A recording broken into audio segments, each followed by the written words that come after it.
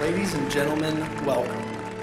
Today is my distinct pleasure to introduce a man who is recognized. The battle of evolution is only one skirmish in a much larger war. Science simply makes no use of the hypothesis of God. Ask yourself, what has intelligent design given us? Nothing. We cannot accept intelligent design as an alternative scientific theory. They will never accept that we have a better argument. They just pester us and they waste our time.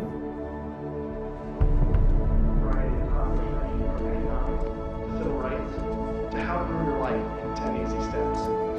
Today, Ben is speaking on the topic that has become increasingly important to him over recent years. While Ben has always been an ardent supporter of science, lately he has noticed an alarming trend in the scientific establishment that could have dire consequences for every American.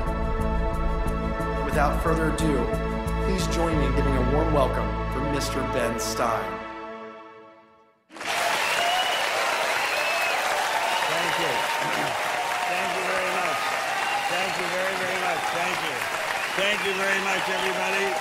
Thank you very much, gangsters. Thank you very, very much.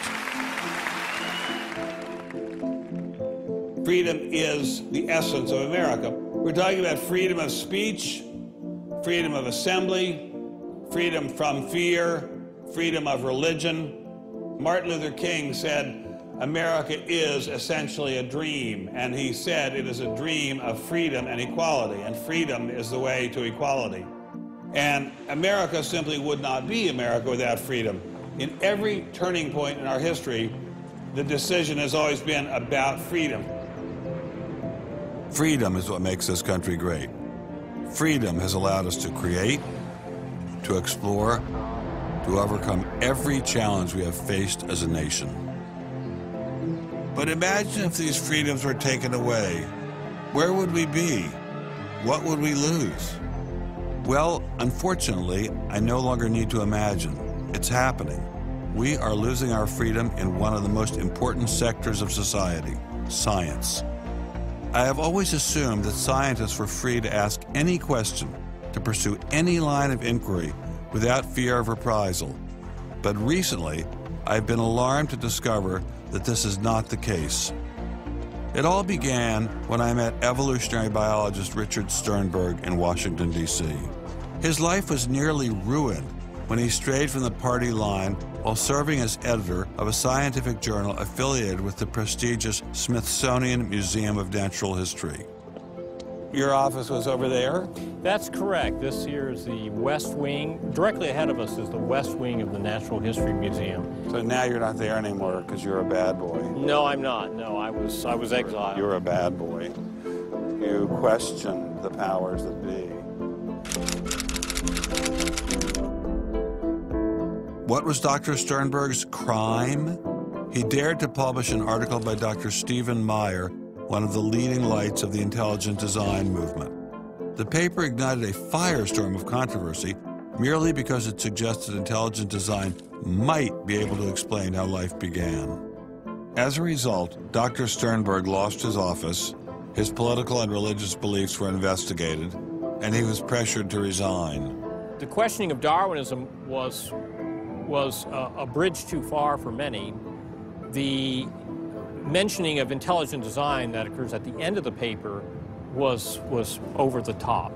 And I think the intelligent design proponents have raised a number of very important questions. And you wanted to get those questions brought up and discussed. Placed on the table. Placed on the table. People were so upset about it.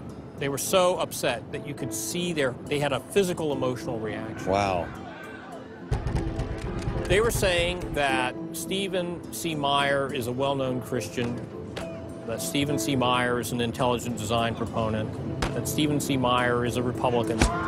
It was all couched in terms of religion, politics, and sociology. The way the chair of the department put it is that I was viewed as an intellectual terrorist. Terrorist. Because of giving the topic of intelligent design some modicum of credibility. What happened to Dr. Sternberg was terrible, but surely it was just an isolated case.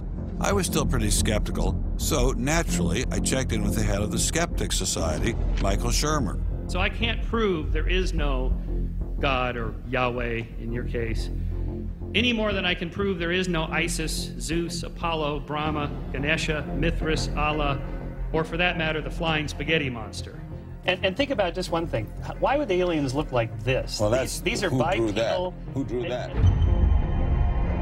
Skepticism, it's not a position you take. It's just an approach to claims. This one is called the borderlands of science, where sense meets nonsense.